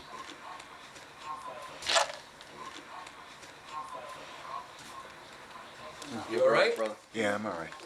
One of the things that sticks with me more than everything I saw is I sat down next to Ted. He looked real bad. I said, Tony, man, it was raining bodies. And just the way he said it, man, the man had been through hell. Good evening. Today, our fellow citizens, our way of life, our very freedom came under attack in a series of deliberate and deadly terrorist acts. It's a very depressed, dismal, miserable mood. Hundreds of your firemen, thousands of civilians are gone. As quickly as you blow out a match, they're gone. Flip a switch, they're gone. That's it. These buildings came down. Gone.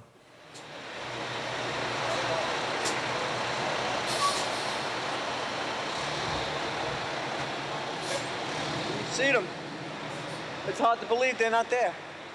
They're not there. It was my first reaction. They're gone. There is no more World Trade Center. No.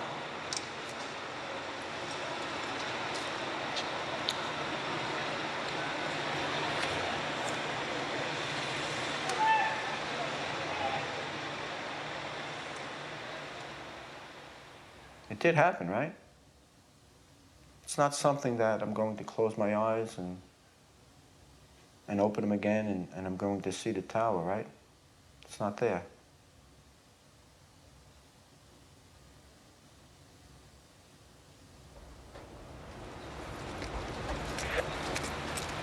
You know, and the only thing you have really, and the only thing that really kept it all together was us as a group, as a body, as a firehouse. Around midnight, we sent Tony up to lower the flag to half-mast. Again.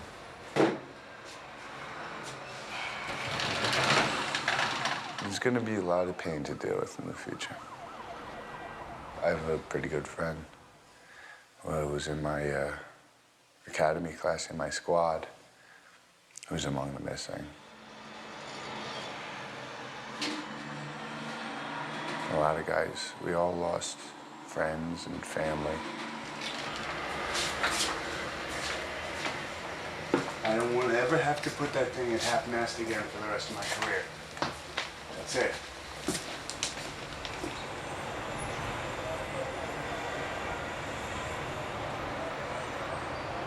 Until the recall ends, it's 24 on, 24 off, 24 on, 24 off. We got word that we'd start digging in the morning. Some of the guys with wives and kids went home, just for a few hours.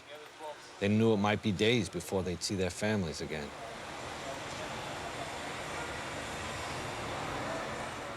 My son was sleeping. I picked him up, and I put him in my bed, and I wanted him to be with me. And normally I would take him out of my bed and put him in his own bed, but this night was the opposite. He didn't mind that. He actually had a big smile on his face, and it was wonderful to see that smile again. Probably the best entrance I ever made to a place. And the kids came out, and we just kind of all cried in one big hug. And it was, we just cried.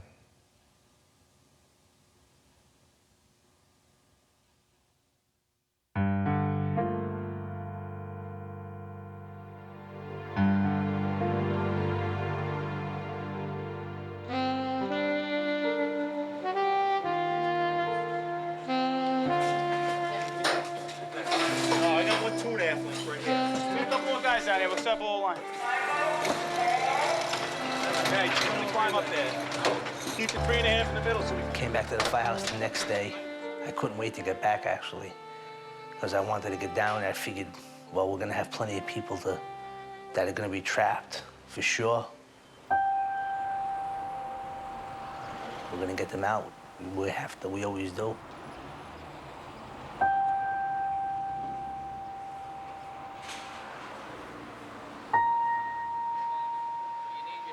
I don't know if anyone's really pulled themselves together.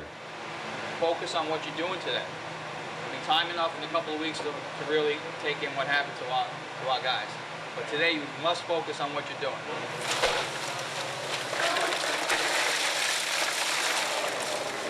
Go in teams of 2. One guy falls through a hole, you're going to have a guy there that knows you fell in that hole. Let's take a ride. We're all alive. That's more than we could have possibly hoped for. So our job now is to go and do whatever needs to be done, and do it as much and as hard as we can for as long as they'll let us. Some of the guys took a city bus down to what the media was already calling Ground Zero. You guys got extra surgical gloves. You guys didn't put them in your pockets. Some firemen called it the pile. For us, it was still the trade center, even if it was gone. Hey guys, if you hear 3 horns, that means something might be coming down. So keep your eyes open when you're walking around down there.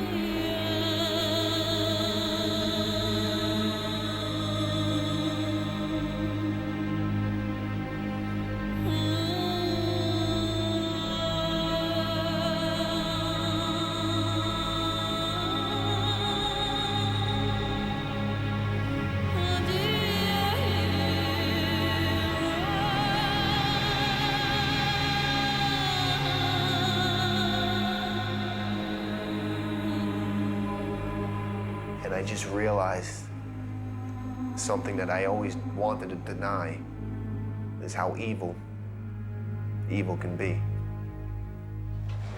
I need 5 firefighters, 19 and 12. We went down there and formed up companies, 5-man and an officer. Go, let's go. We went to work right away, trying to look for survivors. Try and get some buckets back here. Buckets! Guys were digging fast, passing those buckets quick. Digging frantically. Bucket! Bucket! Hey, watch your back, guys.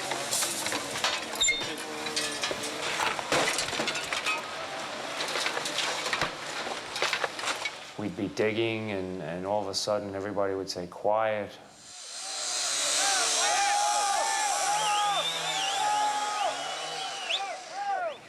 And the whole place would get quiet, and people would look.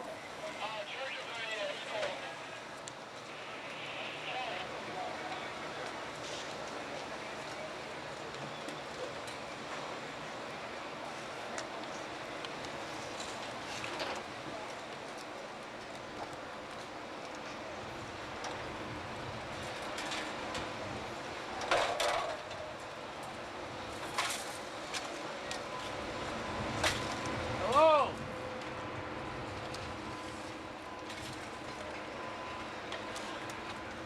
And then slowly they would go back to work and start again.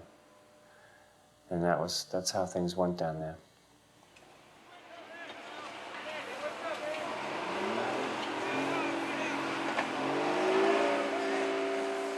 I remember the first time I went there, it was like, you know, gateway to hell.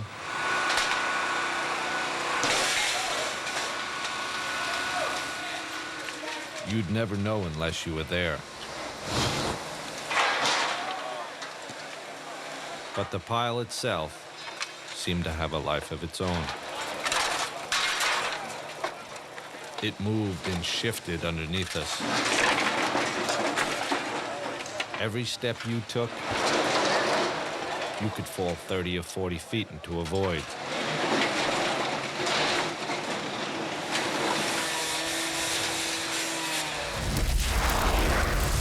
It spewed fire when we dug into it and had buried thousands of people beyond our reach.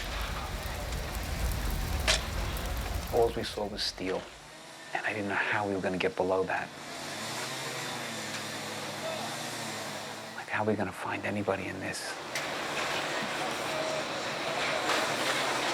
You know, and you get up on this pile and you're digging with a shovel or you're digging with a pickaxe or something like that. Your attempts seem futile. And, you know, it's like a drop in the bucket.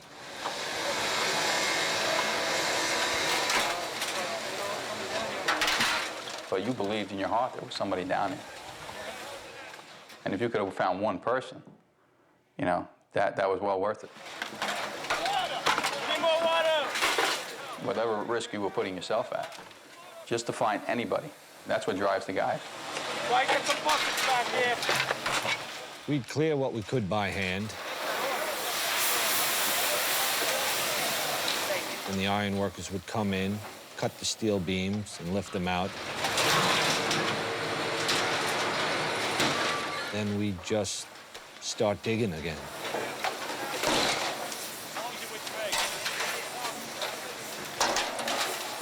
You have 2 110-story office buildings. You don't find a desk. You don't find a chair. You don't find a telephone, a computer. The biggest piece of a telephone I found was half of the keypad, and it was about this big. The building collapsed to dust. How are we supposed to find anybody in this, that there's nothing left of the building? Bucket! You find a little spot, and you just keep going and digging and trying to find something. And you find a foot, and then they say the building's gonna collapse, and you run away. Go, go, go!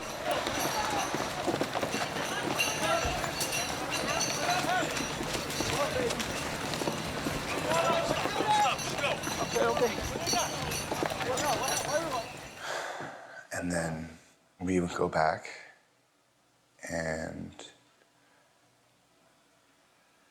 mostly just dug.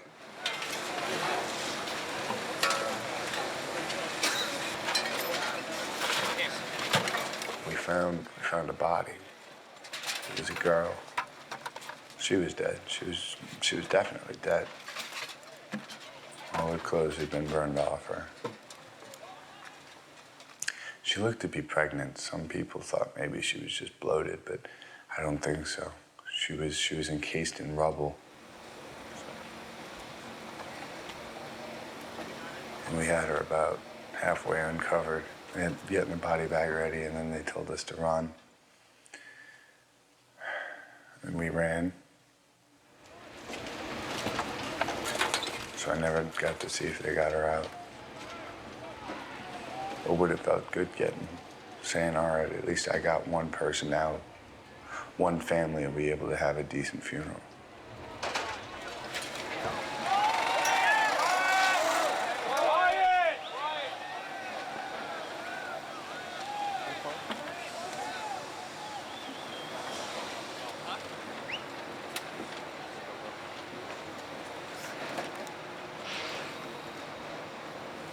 Our first shift was 24 hours, and in all that time, there was one person pulled out alive.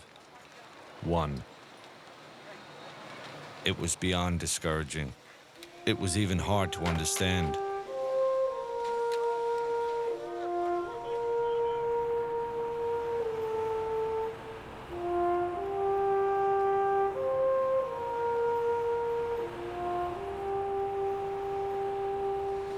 It was weird in a way. Walking back to the firehouse, people were cheering us. But we sure didn't feel like heroes. Every day, total strangers were showing up with supplies. Somebody said that you could still use towels, so that's the end of the towels. Thank you very much. Thank you very much. They opened up the doors, and lo and behold, deliveries were coming by the ton. Kitchen. Or just go right around that corner, just dump them on the floor. You can't eat all the cookies they're giving you. No.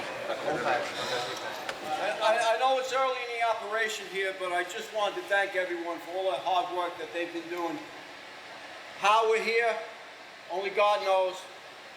But again, guys, thank you so much. You have no idea how much love I have. Check the lockers, bro. Check the lockers, all the lockers, take whatever. It's something special, you know, when guys are relentless.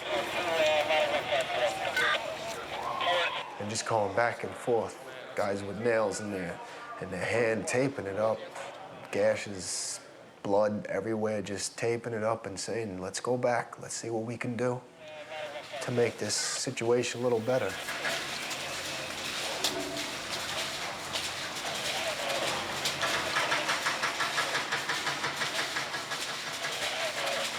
There's got to be people down there still alive. There has to be. Listen, we try to keep hope. And we looked everywhere. We even crawled down into the stores and the subway tunnels underneath the site.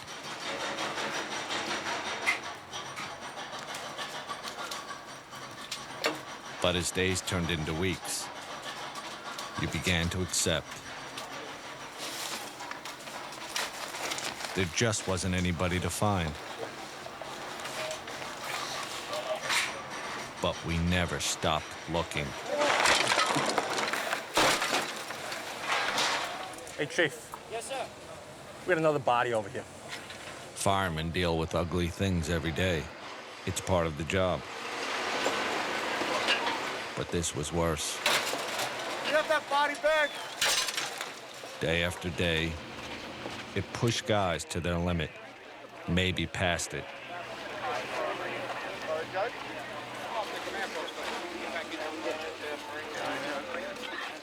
A lot of guys don't know if they're going to do the job anymore. I know it's either this or the Army now. And I like saving lives. I don't like taking them. But after what I saw, If my country decides to send me to go kill, I'll do it now. Every night around dinner time, the fire department would put out a list of firefighters confirmed dead. And every night, that list got longer. It is with regret that the department announces the deaths of the following members. Battalion Chief John P. Williamson. Firefighter William Henry. Firefighter Eric T. Allen. Firefighter Manuel Mojica. Firefighter Lawrence J. Virgilio. Firefighter Timothy Haskell. Firefighter Thomas P. Hannafin. Firefighter John A. Ventura. Firefighter Sean S.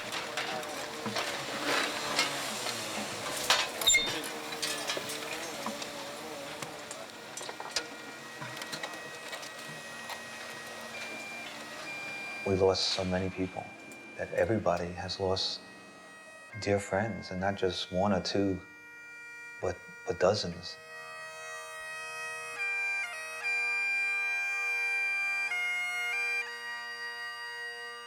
Most days there was a memorial service for some guy you knew. Some days 2 or 3, some days 4.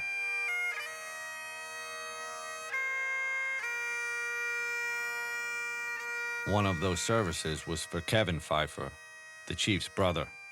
He was last seen in the stairs of Tower 1, directing guys to the fastest way out of the building. I would say that Chief Pfeiffer's brother saved my life. Saved a lot of lives. And I remember walking down West Street and just remembering saying, how much my brother and I used to love being downtown and doing this job. And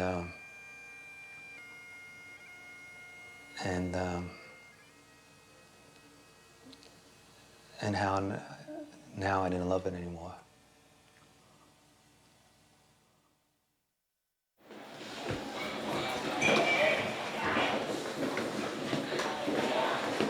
Some of the guys hiked up the stairs in a building near the site, but not to put out a fire or rescue civilians.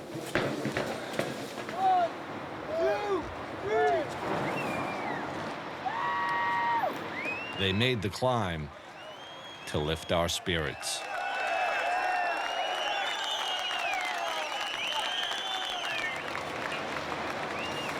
It's like our moment in time, our disaster to handle. Every generation's gone through it.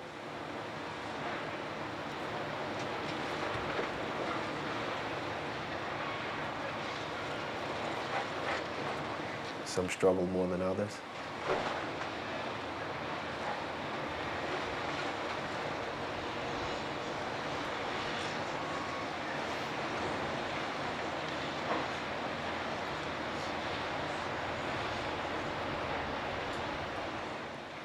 We just have to try to take it for what it's worth and go on. As you see, little by little, life is starting to go on.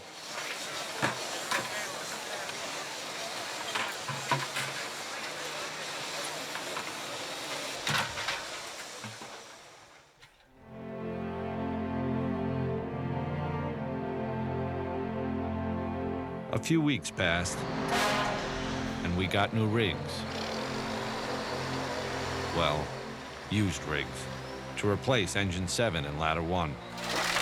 They're still buried in there somewhere, under the pile. Eventually, we started going on runs again. Feels good, though. Playing pranks again, and trying our best to love the job again. But things will never be the way they were.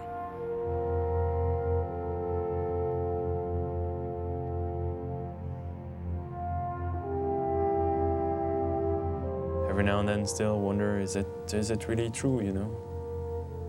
I know it happened, but I don't know, how do you deal with something like this? It's the 11th every day for me when I wake up. Do you want the new tape? As for Jules and Gideon, it's strange how things work out. In the beginning, they came to me and they said, let's make a documentary about a boy becoming a man during his 9-month probationary period. Turns out Tony became a man in about 9 hours, trying to help out on 9/11. You know how you can tell that? He's not bragging about it. It said to Phil. We were the only ones on the ticket. It said to Phil 1075. Do I feel like it's given me more of a sense of self-worth? Yes. Has it made me a man? No. What's a man? You know, I'll still watch cartoons and do my stupid things. I'm just a person who tries to do good, just like every other person in the fire department. For the fire department, now it's about rebuilding. Somehow. At our firehouse, we've already got new probies to break in. You get one chance to make a first impression. 2 guys fresh out of the academy. It's strange to think they'll never know what it was like to be a New York City fireman before September 11th.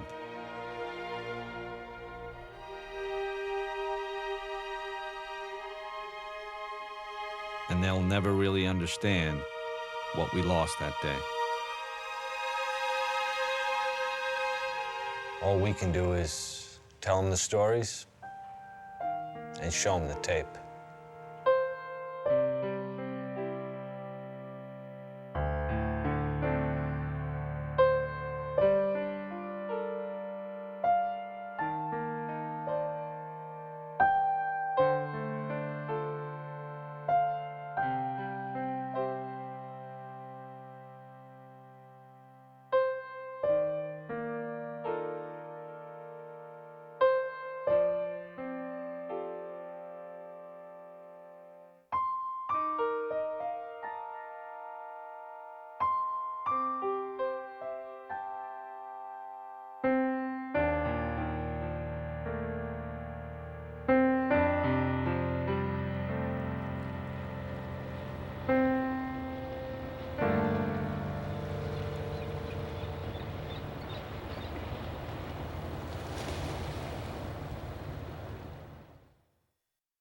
The valley is hushed, and the flowers are all dying. The meadow here is white with the winter snow.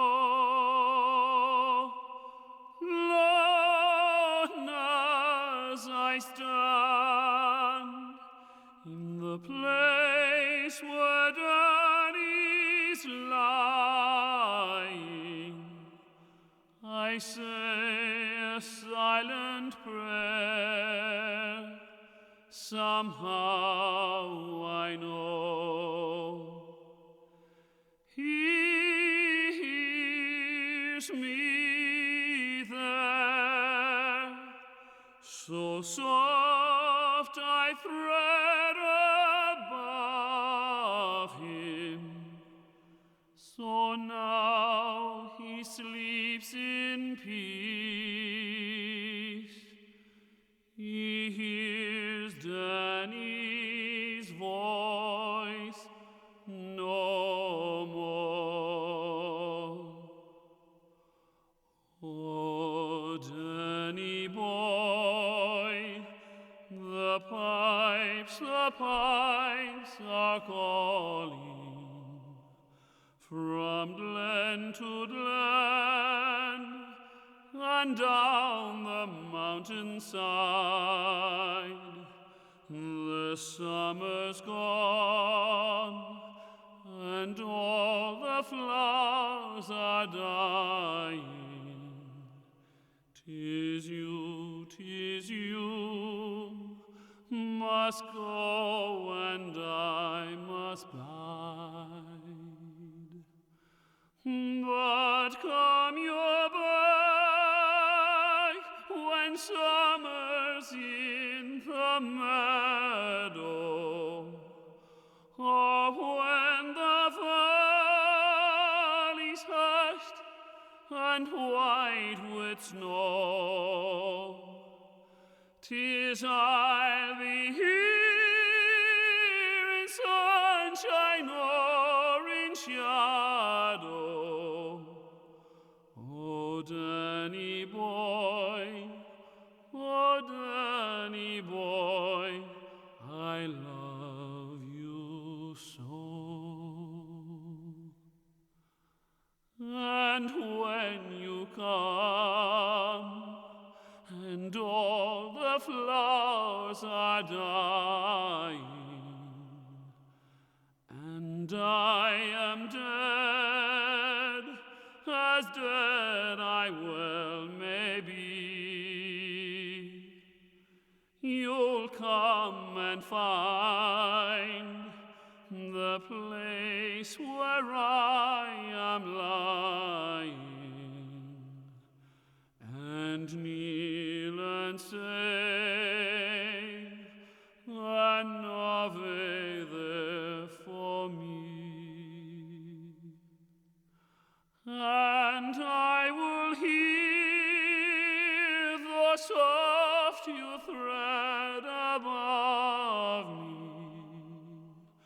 and on my grave will warmer, sweeter be, for you will bend and tell me that you love me, and I shall sleep in peace until